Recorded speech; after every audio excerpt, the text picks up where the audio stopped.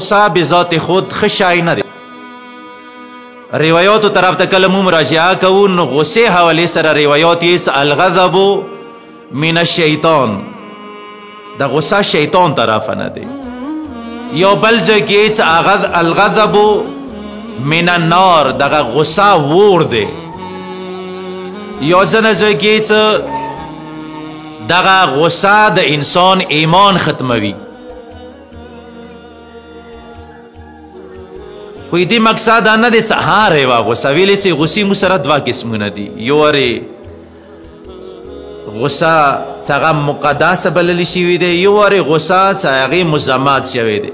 ما ورته د خونې کې یا د بهر بازارو کې څه کومه غصه کوو دې مزمات شوی دی. دې ته دی هغه غصه څه هغه احساساتو وجې نه انسان ته رسي.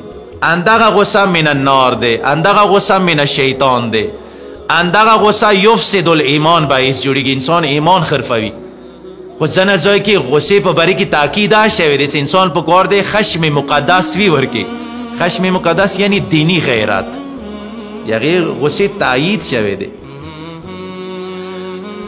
ایمو استاد بزرګوار هغه یې چې یو کس رسي ما ته انداول غصې حوالې سره چې کومه ما تاسو کوو چې د کومه غصه ما نه دی، کومه غصه اور بللی شوی دی، کومه غصه شیطان بللی شوی دی چې دا شیطان طرفه نه دی. اندې غصې حوالې سره یې څه هغه صاحب زه د ډېر زیات غصه کېږم یوه څه طریقه راته وښیي چې د غصه نه مثلا برطرف شي. نو هغه استاد پوښتنه ونه کوي چې تا نه زه یوه پوښتنه کوم، هغه دا چې کله ته کور کې موجود وي، کور کې د اور ولګېږي، ته څه کوې هغه اور مړ کولې دپاره؟ نو هغه کس ورته چې زه 4 کارونه کوم اور خاموش کولې دپاره، اور مړ کولې دپاره. اول کار دا کوم چې اوبو تلاش کوم، که اوبه راته میلاو شي اوبو سره هغه اور مړ کوم. استاد ورته چې که اوبه درته نشي میلاو یې چې بیا خاورو ذرې سره اور مړ کړي. که خاورې درته نشي میلاو بیا به څه کوي؟ هغه کس ورته یې سایل ورته یې چې زه به بیا فرار کوم، تختم به خونې نه به وځم چې زه ونه سېزېږم. یې چې که فرار رانه شو میلاو لیارې بند وي، مثلا داسې وي اپارټمان کې وي، بیا به څه کوي؟ یې چې بیا به تیز فریادونه کوم چې هله اور لګېدلی دی روشوي اور خاموش کړي. هغه استاد د ورته چې کومې 4 خبرې کومې طریقې چې ته د اور نه حفاظت دپاره اپنووي همدغه طریقې ته غصې نه بچ کېدلې دپاره اپنو که. همدا 4 طریقې چې کله غصه شوې ټولو نه اول اوبو تلاش کې وګرځېږه، اوبه تلاش که. اوبو تلاش نه مراد دا دی چې وضو وکړه. روایاتو کې راغلي چې کله غصه شي که غصه د نه سړېږي وضو وکړه، وضو سره انسان غصه برطرف کړي. که اوبه نه شوې میلاو بیا خاوره ولټوه. خاورې نه څه مراد؟ یې بیا څه خاورې باندې سر کېږدوه، یعنی سر سجدې کې کېږدوه. اندا وایه سبحان الله لا حول ولا قوت، دا ذکر وکړه وروره پورې سجدې نه سر مه اوچتوه څو پورې د هغه غصه سړه نه دي شوي. که اوبه و خاورې درته نه شوې میلاو نو بیا فرار وکړه. فرار وکړه یعنی هغه حالات بدل که. مثلا که په ویلاړې غصه شي پکار دی کښېنه، روایاتو کې دا راغلي دي. که ناست دي مثلا سمله، که خونې کې خونې نه بهر وځه چې کله د غصه سړه شي خونې ته رانوځه. که فرار رانه دی ممکن یې چې 4مه طریقه بیا اپنو که بیا کلکه فریادونه وکړه. دا وایه سبحان الله لا حول ولا قوت الا بالله، خدای تا پناه غواړم. پس دغې غصې حوالې سره چې دې مزمات شوی دی، ما ورته تندي وجې نه بار ویلی شي چې غصه یفسد الایمان، الغضب یفسد الایمان، دغه غصه د انسان ایمان خربوي. دې غصې مزمات شوی دی.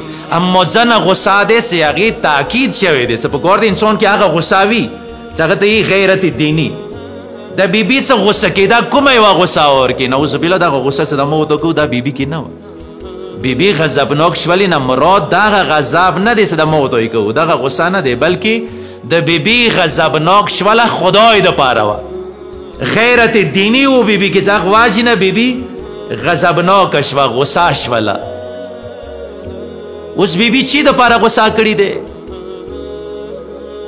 ځینو خبرو دپاره غصې ضرورت دی. مثلا هغوی کې اول حق پایمالي چې کله تا یو مسلم حق دی چا سره یا هغه حق غوښتلي دپاره ته پکار دی غصه وکړي، قرار کښېنني، خاموش کښېنني.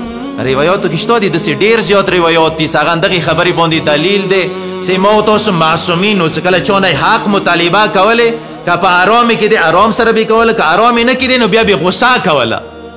مثلا مولا ابو عبدالله الحسین حوالی سره یایي څه مدینې کوم حکیم دی ولید، دی د مولا یوه ځمکه غاصب کړې وه، یوه ځمکه یې غاصب کړې وه. مولا اول پیغام ور واستولو چې او ولید ما ځمکه مو په حوالې که، خو ولید انکار وکړلو چې نه یا ابن رسول الله دا زه تا نه در کوم واپس.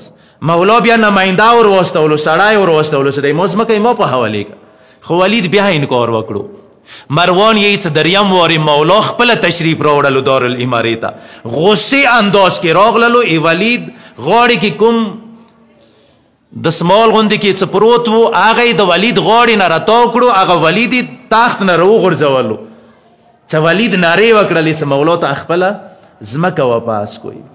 څه مروان یې څه ما مولا غوندې کې شجاع انسان نه و لیدلی چې هغه ولید حکیم و بادشاه یې اخ تخت نه داسې انداز کې راوغورځولو. پس حق مطالبې دپاره ضروري نه دی چې ته خاموش کښېني، نه حق مطالبې دپاره پکار دی چې انسان کوشش وکي، تلاش وکي.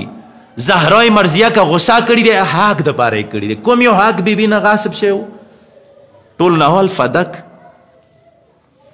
سراسره د علي ولایت حوالې سره چې پیغمبر اکرم مغاسې اکابر خاورې نه وي وچې شوي، هغه غدیر څه هغه پیغمبر تاکید سره اعلان کړی و چې ما نه وروسته تاسو خلیفه امام وسیع و جانشین هغه مولا امیر المؤمنین دی، خو خلکو هغه په ویر کړلو.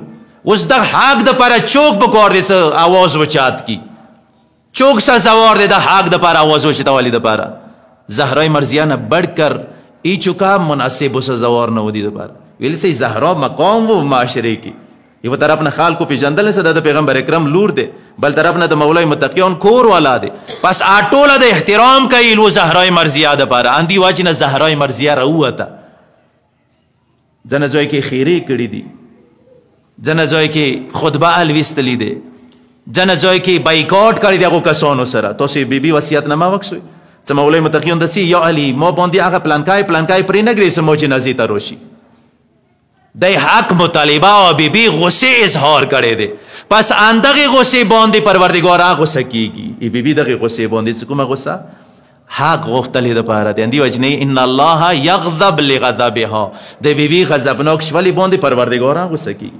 چا باندې څه بیبي غصه شوي دی، چا نه څه بیبي خفه شوي دی، هغوی نه پروردګار خفه دی. داسې نه دی چې پروردګار هغوی نه رضي دی ویلي هغه خلیفة المسلمین و یا څه و یا څه و یا څه، نه هر یو عنوان څه ورباندې و. خو چې چا نه بیبي ناراضه دی هغوی نه پروردګار ناراض دی.